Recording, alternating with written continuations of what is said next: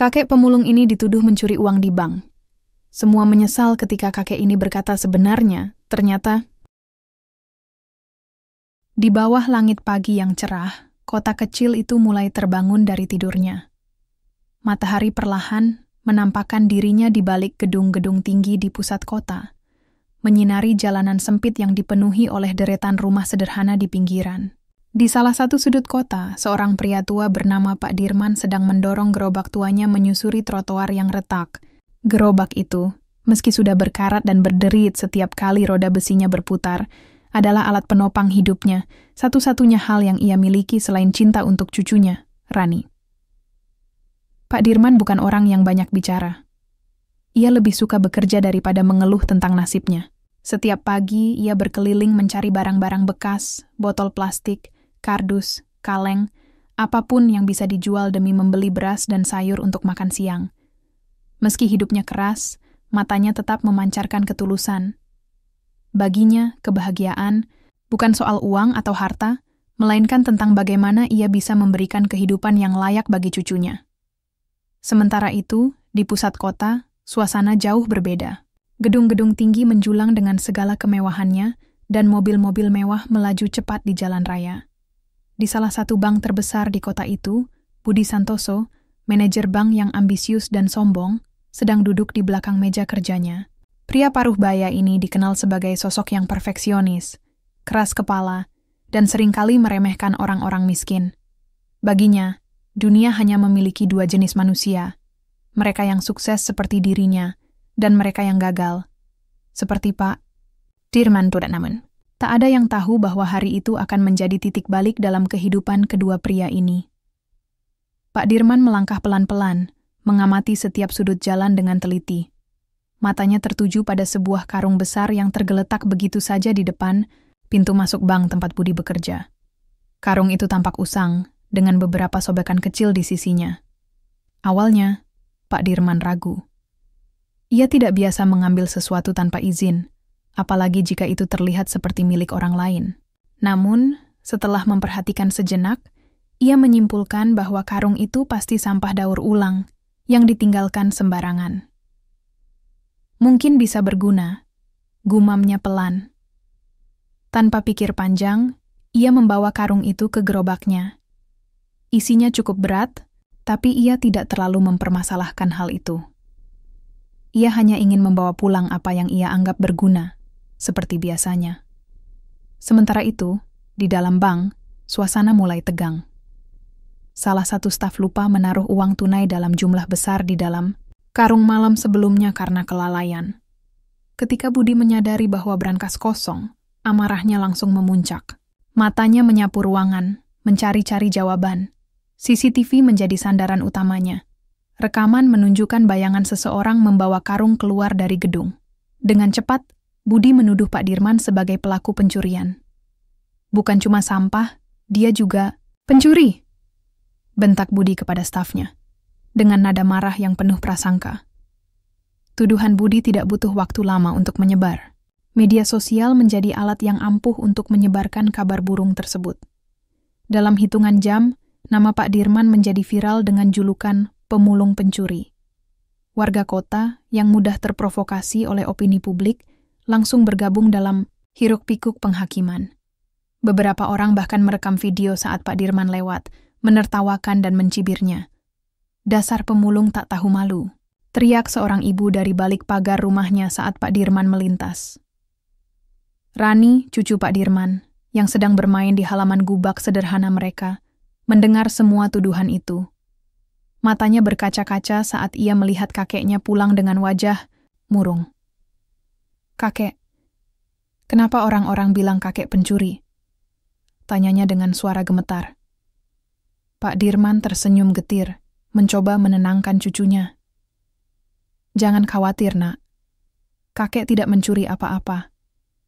Kebenaran pasti akan terungkap." Namun, dalam hati ia merasa putus asa. Ia tahu bahwa dunia seringkali tidak adil bagi orang-orang seperti dirinya. Langit sore mulai memerah saat Pak Dirman duduk di tangga gubaknya, menatap kejauhan. Di sisinya, Rani memeluk erat boneka kain kesayangannya, berusaha menahan air mata. Hari itu terasa begitu panjang, namun baru permulaan dari badai besar yang akan datang. Di sudut lain kota, Budi Santoso masih duduk di kursinya, puas dengan keputusannya menuduh Pak Dirman. Ia tidak tahu bahwa karma tengah mengendap-endap di balik bayang-bayang keangkuhannya. Di luar sana, kebenaran masih tersembunyi, menunggu untuk diungkapkan. Dan ketika saat itu tiba, tak seorang pun akan siap menghadapi gelombang perubahan yang akan menyapu bersih prasangka-prasangka mereka. Pagi berikutnya, kota itu tampak lebih ramai dari biasanya. Kabar tentang pemulung pencuri telah menyebar ke seluruh penjuru, mengguncang kesadaran warga. Media sosial menjadi lautan komentar pedas yang membanjiri nama Pak Dirman. Foto-foto, gerobak tua dan wajah polosnya tersebar di mana-mana, disertai dengan tuduhan-tuduhan tanpa bukti yang membuatnya semakin terpojok. Di depan bank tempat karung itu ditemukan, kerumunan orang mulai berkumpul. Beberapa datang hanya untuk melihat langsung pria yang dituduh mencuri uang bank dalam jumlah besar. Mereka berbisik-bisik, saling bertukar cerita versi mereka sendiri. Ada yang yakin Pak Dirman adalah pelakunya karena orang miskin pasti putus asa, sementara yang lain hanya ikut-ikutan tanpa benar-benar tahu apa yang sebenarnya terjadi. Pak Dirman, yang tidak menyadari betapa luasnya kabar itu menyebar, masih berusaha menjalani hari seperti biasa. Ia keluar rumah dengan gerobaknya, berharap bisa mengumpulkan cukup barang daur ulang untuk dijual agar bisa membeli beras. Namun, kali ini jalanan tidak bersahabat. Di setiap sudut jalan, orang-orang menatapnya dengan pandangan sinis. Seorang pedagang bahkan menolak memberinya botol-botol bekas yang biasanya ia kumpulkan. Enak saja maling. Bentak si pedagang membuat Pak Dirman terdiam. Ia hanya menghela napas panjang, lalu melanjutkan langkahnya tanpa berkata apapun. Ketika ia melewati sebuah gang kecil, beberapa anak muda mendekatinya. Salah satu dari mereka melemparkan kaleng kosong ke arahnya. "Dasar pencuri," ejek mereka, tertawa keras. Rasa malu dan sakit hati mulai merayapi dirinya, tetapi ia tetap diam. Ia tahu bahwa membela diri hanya akan memperburuk situasi. Yang bisa, ia lakukan hanyalah pulang ke gubaknya dan berharap semua ini akan berlalu. Sementara itu, di dalam gedung bank, Budi Santoso sedang menghadapi tekanan dari atasannya. Bank tempat ia bekerja mengalami kerugian besar akibat insiden ini dan reputasi mereka mulai tercoreng. Para nasabah mulai khawatir akan keamanan uang mereka. Direksi meminta Budi untuk segera menyelesaikan masalah ini, apapun caranya. "Kenapa? Kamu begitu yakin bahwa pemulung itu pelakunya?" tanya salah satu direktur dengan nada skeptis.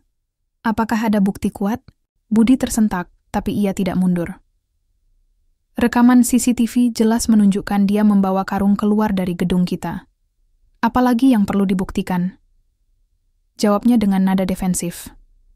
Namun, di balik sikap percaya dirinya, Budi mulai merasa ragu.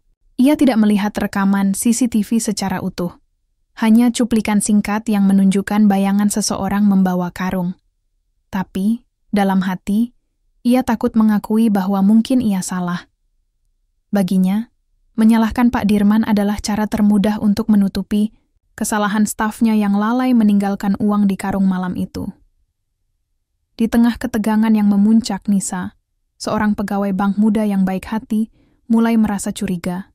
Ia tahu bagaimana Pak Dirman sering lewat di depan bank setiap pagi, mendorong gerobaknya dengan tenang.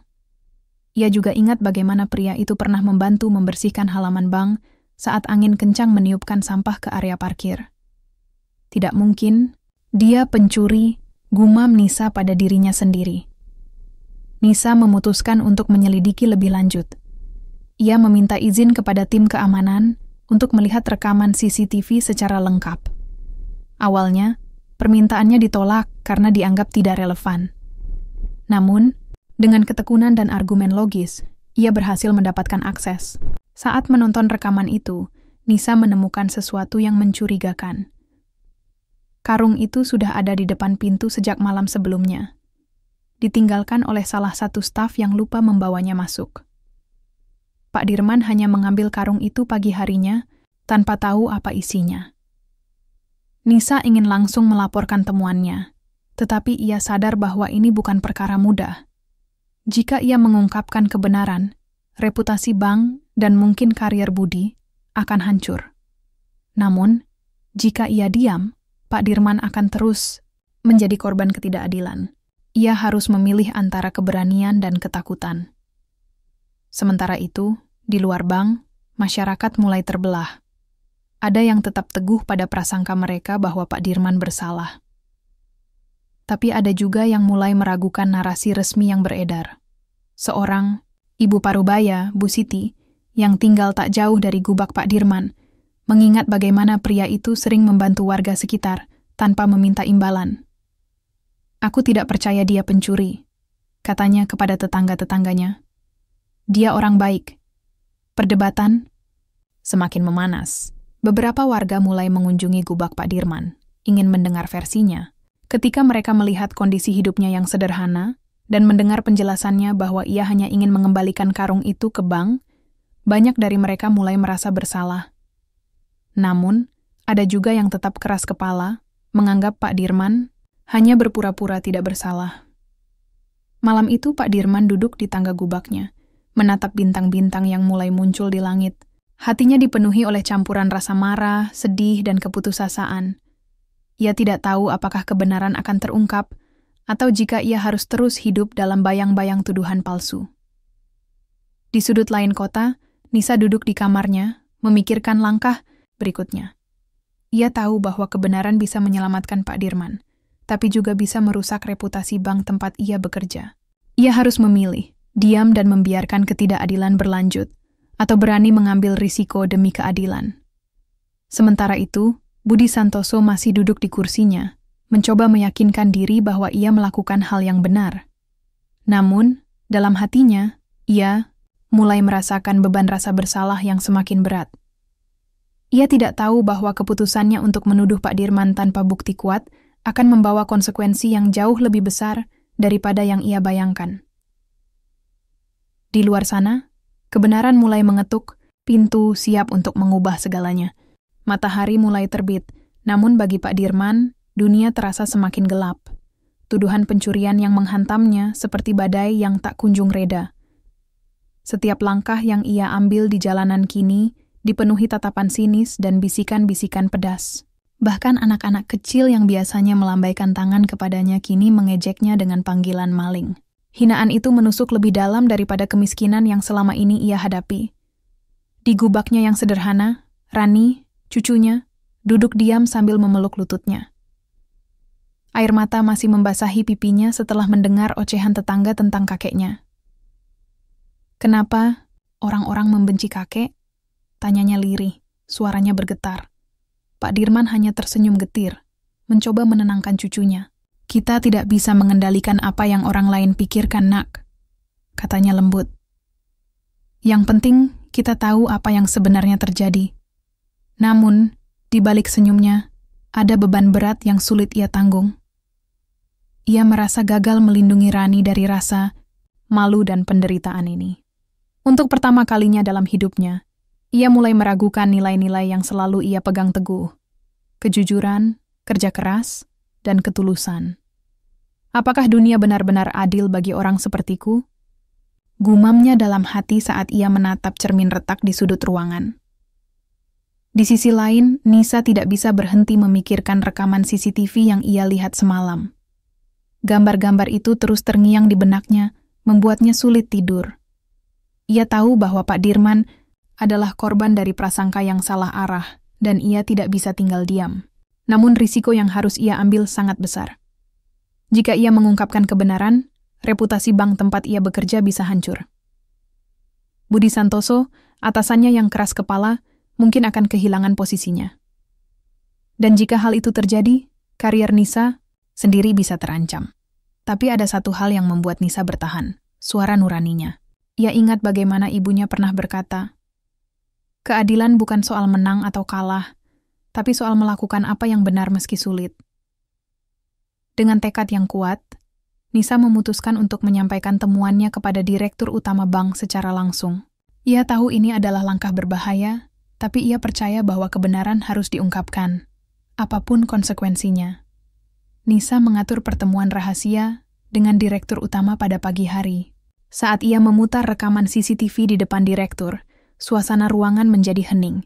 Direktur tampak terkejut, bahkan marah, saat menyadari bahwa kesalahan ini berasal dari kelalaian salah satu staf bank.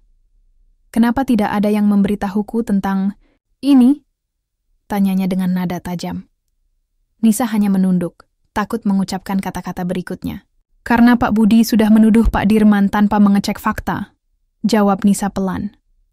"Dan saya takut melawan keputusannya." Direktur menghela napas panjang, lalu meminta rekaman itu disimpan sebagai bukti. Ia memutuskan untuk segera mengadakan rapat darurat dengan tim manajemen. Meskipun ia marah, ada rasa hormat di matanya untuk Nisa karena keberaniannya mengungkapkan kebenaran. Sementara itu, Budi Santoso mulai merasakan bobot rasa bersalah yang semakin berat. Ia mencoba meyakinkan dirinya sendiri bahwa ia telah membuat keputusan yang tepat, tapi dalam hati, ia tidak bisa mengabaikan keraguan yang terus menghantuinya.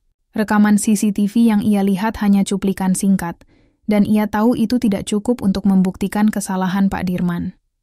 Namun, harga dirinya terlalu tinggi untuk mengakui kesalahan. Suatu sore, saat ia sedang berjalan pulang dari kantor, ia melihat Pak Dirman mendorong gerobaknya di jalan. Pria tua itu tampak lelah, wajahnya penuh dengan luka emosional. Tiba-tiba, Budi merasa sesak di dadanya. Ia ingat bagaimana ayahnya dulu sering berkata, "Jangan pernah meremehkan orang lain, karena kamu tidak pernah tahu apa yang mereka alami." Kata-kata itu kini terasa seperti cambuk yang menyadarkannya. Namun, alih-alih meminta maaf, Budi memilih untuk menghindari tatapan Pak Dirman. Ia cepat-cepat masuk ke mobilnya dan pergi, meninggalkan pria tua itu sendirian di tengah jalan. Dalam perjalanan pulang, ia tidak bisa berhenti memikirkan keputusannya. Apakah ia benar-benar salah? Dan jika iya, apakah sudah terlambat untuk memperbaiki kesalahannya? Sementara itu, di masyarakat, ada perdebatan sengit tentang kasus Pak Dirman. Beberapa warga mulai menyadari bahwa tuduhan itu mungkin terlalu terburu-buru. Bu Siti, yang sejak awal mempertanyakan narasi resmi, mulai mengumpulkan dukungan untuk membela Pak Dirman.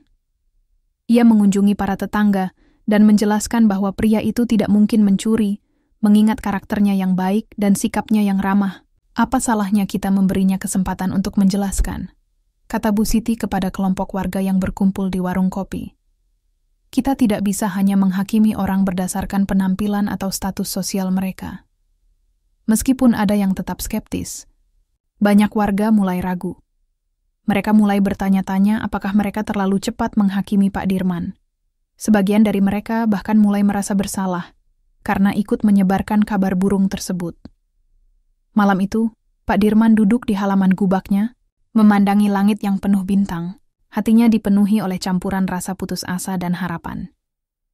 Ia tidak tahu apakah kebenaran akan terungkap atau jika ia harus terus hidup dalam bayang-bayang tuduhan palsu. Namun, ia bertekad untuk terus melanjutkan hidup dengan cara yang sama, seperti sebelumnya, dengan ketulusan dan kerja keras. Di sudut lain kota, Nisa duduk di kamarnya memikirkan apa yang akan terjadi selanjutnya. Ia tahu bahwa kebenaran tidak selalu mudah diterima, tapi ia percaya bahwa keadilan akhirnya akan menang. Budi Santoso, di sisi lain, berbaring di tempat tidurnya, bergulat dengan rasa bersalah yang semakin menggerogoti hatinya. Ia tahu bahwa ia harus menghadapi konsekuensi dari keputusannya, tapi ia belum siap untuk melakukannya. Di luar sana, angin perubahan mulai berembus. Kebenaran mungkin belum terungkap sepenuhnya, tapi langkah-langkah kecil menuju keadilan telah dimulai. Langit pagi itu terlihat lebih cerah dari biasanya, meskipun suasana hati Pak Dirman masih kelabu. Ia berjalan pelan di jalanan yang mulai sepi, menghindari tatapan orang-orang yang masih memandangnya dengan penuh prasangka. Gerobak tuanya kini tampak lebih berat dibandingkan biasanya, bukan karena barang-barang yang ia bawa, tapi karena beban emosional yang semakin menyesakkan dada. Namun, hari itu akan membawa perubahan besar yang tidak ia duga. Saat ia melewati bank tempat karung itu ditemukan beberapa hari lalu, sebuah mobil polisi tiba-tiba berhenti di depannya. Dua petugas melangkah keluar dan mendekatinya. Jantung Pak Dirman berdegup kencang. Apakah mereka akan menangkapnya? Tapi, alih-alih menuduh atau menahan, salah satu petugas itu malah berkata dengan nada hormat. "Pak Dirman, kami ingin bicara sebentar." Pria tua itu hanya bisa mengangguk. Rasa takut dan bingung bercampur menjadi satu. Ia dibawa ke dalam bank, di mana direktur utama dan tim manajemen telah menunggunya. Di ruangan itu, ada juga Nisa, yang menatapnya dengan senyum lembut penuh harapan. Suasana tegang, namun ada sesuatu yang berbeda kali ini, sebuah atmosfer, keadilan yang mulai terasa. Direktur utama bank berdiri di depan semua orang, wajahnya serius. Ia menyalakan layar besar di ruangan itu dan memutar rekaman CCTV secara lengkap. Semua mata tertuju pada layar. Gambar menunjukkan bahwa karung itu sudah ada di depan pintu bank sejak malam sebelumnya, ditinggalkan oleh salah satu staf yang lupa membawanya masuk. Baru pada pagi harinya, Pak Dirman lewat dan mengambil karung itu tanpa tahu apa isinya. "Inilah kebenarannya," kata direktur utama dengan suara tegas. Pak Dirman tidak bersalah. Tuduhan pencurian terhadapnya adalah kesalahan besar yang disebabkan oleh asumsi tanpa bukti kuat. Suara gemuruh terdengar di ruangan itu. Beberapa staf bank tampak terkejut, sementara Budi Santoso, yang duduk di sudut ruangan, terlihat pucat, pasi. Matanya tertunduk, tidak mampu menatap siapapun. Ia menyadari sepenuhnya bahwa keputusannya menuduh Pak Dirman tanpa memeriksa fakta adalah kesalahan fatal yang tidak bisa dimaafkan. Nisa kemudian maju selangkah, menjelaskan kepada semua orang bagaimana ia berhasil menemukan rekaman tersebut setelah menyelidiki lebih lanjut. "Saya tahu ini sulit untuk diterima," katanya dengan suara mantap. "Tapi kebenaran harus diungkapkan, meskipun itu menyakitkan." Berita tentang pengungkapan kebenaran ini segera menyebar seperti api di media sosial. Video lengkap rekaman CCTV dirilis ke publik dan banyak orang yang awalnya menghina Pak Dirman mulai merasa malu. Mereka menyadari betapa cepatnya mereka menghakimi seseorang tanpa mengetahui fakta sebenarnya. Di warung kopi, Bu Siti tersenyum lega saat membaca berita tersebut. "Aku tahu dia tidak bersalah," katanya kepada tetangga-tetangganya. Orang baik tidak bisa begitu saja dituduh jahat hanya karena penampilannya. Beberapa warga bahkan datang ke gubak Pak Dirman untuk meminta maaf secara langsung. Mereka membawa makanan, pakaian, dan uang sebagai bentuk dukungan. Ada juga yang membantu memperbaiki atap gubaknya yang bocor. Untuk pertama kalinya, dalam beberapa hari terakhir, Pak Dirman merasa sedikit lega. Rani, cucunya, tersenyum lebar melihat banyak orang yang datang dengan niat baik. Namun, tidak semua orang langsung menerima kebenaran ini. Beberapa tetap skeptis, menganggap bahwa Pak Dirman mungkin hanya beruntung karena rekaman itu ditemukan. Tapi jumlah mereka semakin sedikit dibandingkan dengan mereka yang mulai menyadari kesalahan mereka. Bagi Budi Santoso, pengungkapan kebenaran ini adalah mimpi buruk yang menjadi kenyataan. Reputasinya hancur. Para direksi memutuskan untuk mendiskorsnya sementara waktu, dan ada pembicaraan tentang pemecatan jika kasus ini terus berlanjut. Namun, yang lebih menyakitkan bagi Budi adalah rasa bersalah yang kini menghantui setiap langkahnya. Suatu sore, ia datang ke gubak Pak Dirman. Pria tua itu sedang duduk di tangga, memperbaiki gerobaknya yang rusak. Budi berdiri di sana, ragu-ragu, sebelum akhirnya mengumpulkan keberanian untuk berbicara. "Pak Dirman," katanya dengan suara bergetar, Saya minta maaf. Saya salah menuduh Anda tanpa memeriksa fakta terlebih dahulu." Pak Dirman menatapnya sejenak, lalu tersenyum tipis. "Tidak apa-apa, Pak. Saya hanya berharap kejadian ini bisa menjadi pelajaran bagi kita semua. Jangan pernah menghakimi orang lain sebelum tahu kebenarannya." Budi menundukkan kepala, air mata mengalir di pipinya. Ia tidak bisa berkata apa-apa lagi. Setelah beberapa saat, ia pergi meninggalkan gubak itu dengan langkah berat. Tapi ada sedikit ketenangan di hatinya, karena ia akhirnya berani mengakui kesalahannya. Malam itu, Pak Dirman duduk di halaman gubaknya, memandangi langit yang dipenuhi bintang. Hatinya masih dipenuhi oleh campuran emosi, rasa lega karena kebenaran terungkap, tapi juga rasa sedih karena semua yang harus ia lalui. Namun, di tengah semua itu, ada secercah harapan. Ia tahu bahwa dunia ini tidak sempurna, tapi mungkin ada peluang untuk menjadi lebih baik. Di sudut lain kota, Nisa duduk di kamarnya, merasa lega karena kebenaran akhirnya terungkap. Ia tahu bahwa risiko yang ia ambil telah membuahkan hasil. Meskipun perjalanan ini tidak mudah, ia percaya bahwa keadilan selalu menang pada akhirnya. Sementara itu, Budi Santoso duduk di ruang tamu rumahnya, memikirkan semua yang telah terjadi. Ia tahu bahwa ia harus memperbaiki dirinya, tidak hanya sebagai seorang profesional, tapi juga sebagai manusia. Ia bertekad untuk belajar dari kesalahannya dan menjadi pribadi yang lebih baik. Di luar sana, angin perubahan terus berembus. Kebenaran telah terungkap, tapi perjalanan menuju pemulihan belum sepenuhnya selesai. Namun, satu hal yang pasti, semua orang telah belajar pelajaran berharga tentang pentingnya empati, pengertian, dan penilaian yang adil. Langit pagi itu terlihat lebih cerah dari biasanya, meskipun suasana hati Pak Dirman masih kelabu. Ia berjalan pelan di jalanan yang mulai sepi, menghindari tatapan orang-orang yang masih memandangnya dengan penuh prasangka.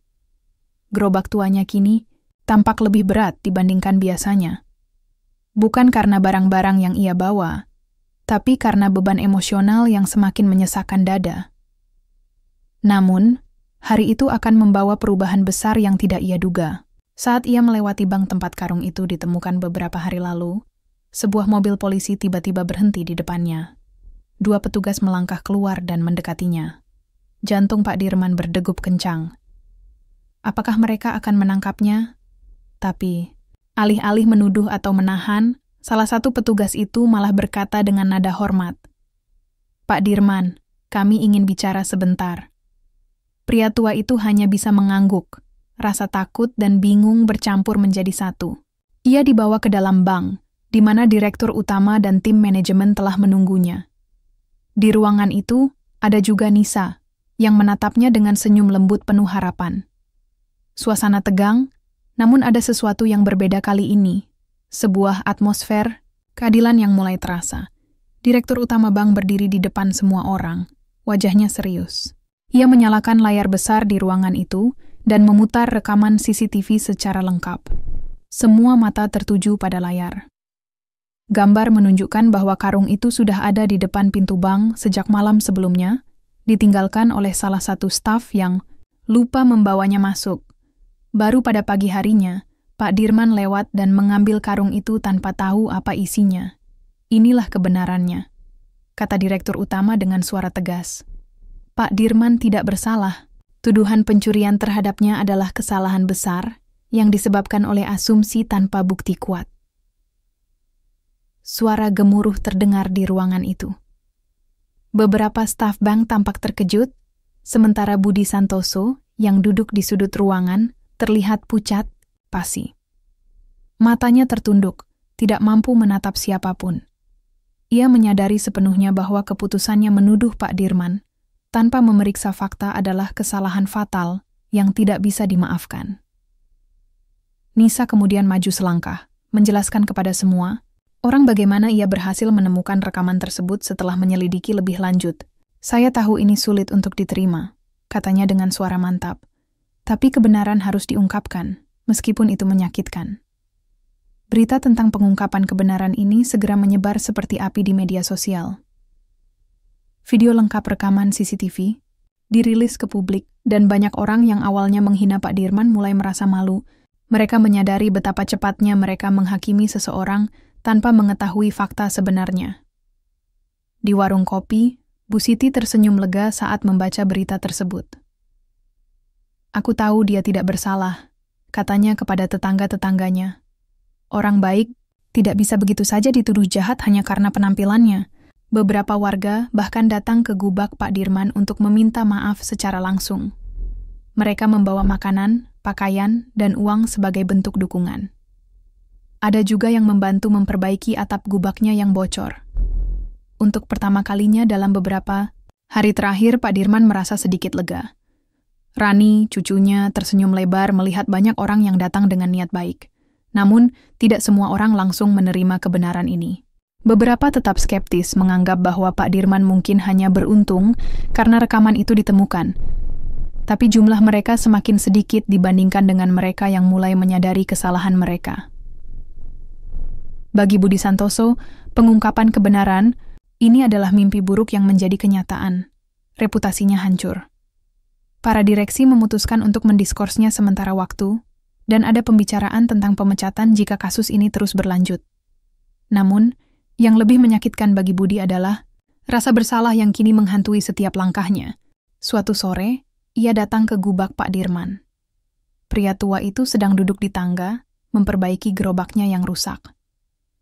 Budi berdiri di sana, ragu-ragu, sebelum akhirnya mengumpulkan keberanian untuk berbicara. "Pak Dirman," katanya dengan suara bergetar. Saya minta maaf. Saya salah menuduh Anda tanpa memeriksa fakta terlebih dahulu." Pak Dirman menatapnya sejenak, lalu tersenyum tipis.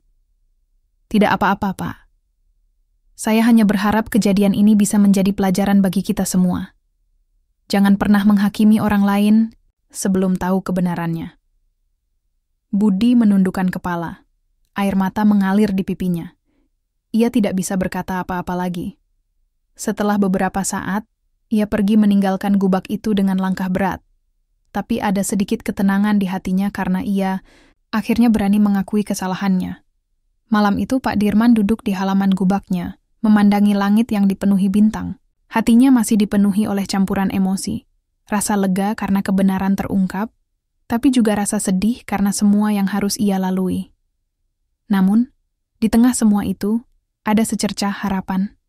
Ia tahu bahwa dunia ini tidak sempurna, tapi mungkin ada peluang untuk menjadi lebih baik. Di sudut lain kota, Nisa duduk di kamarnya, merasa lega, karena kebenaran akhirnya terungkap. Ia tahu bahwa risiko yang ia ambil telah membuahkan hasil. Meskipun perjalanan ini tidak mudah, ia percaya bahwa keadilan selalu menang pada akhirnya. Sementara itu, Budi Santoso duduk di ruang tamu rumahnya, memikirkan semua yang telah terjadi. Ia tahu bahwa ia harus memperbaiki dirinya, tidak hanya sebagai seorang profesional, tapi juga sebagai manusia. Ia bertekad untuk belajar dari kesalahannya dan menjadi pribadi yang lebih baik. Di luar sana, angin perubahan terus berembus.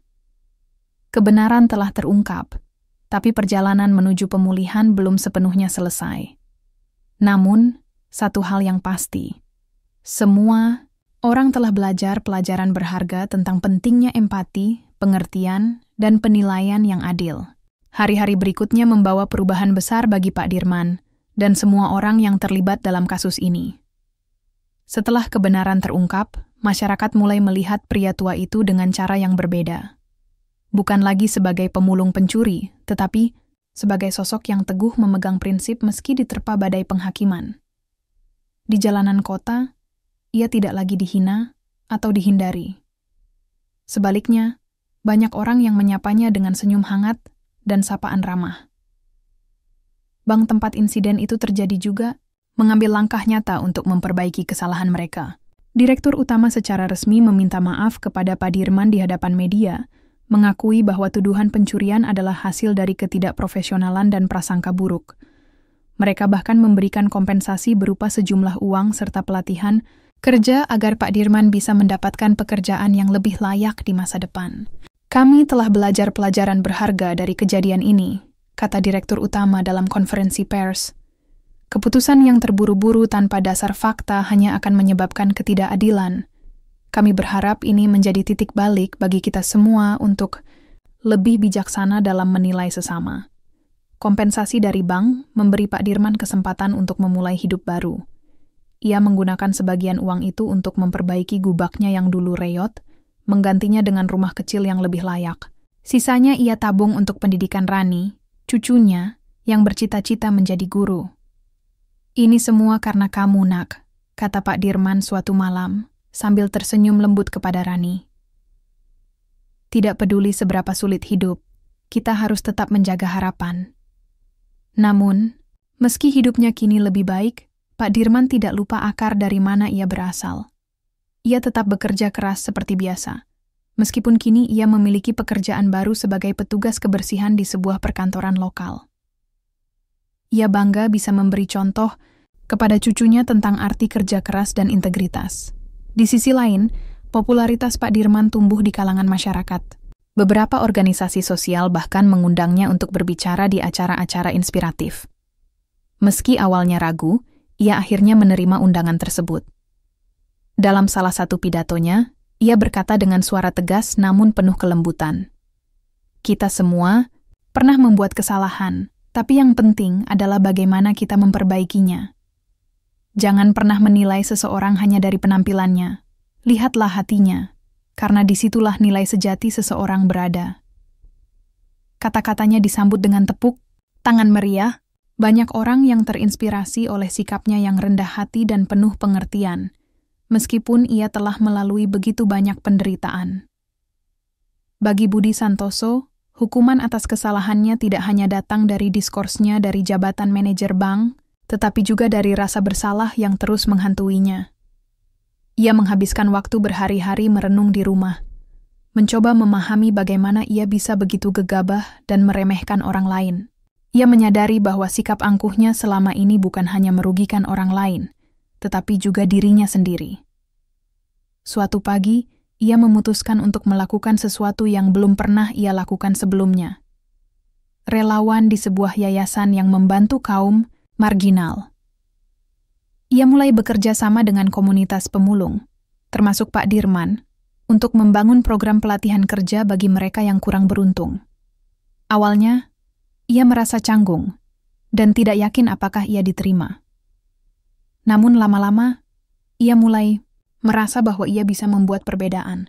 "Maafkan saya jika saya masih banyak belajar," katanya suatu hari kepada para pemulung yang bekerja dengannya. "Saya ingin membantu, meskipun saya tahu saya tidak bisa memperbaiki semua kesalahan saya."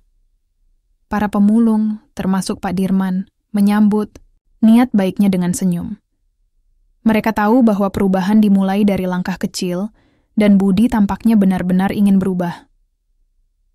Kasus Pak Dirman menjadi pembelajaran besar bagi masyarakat kota itu.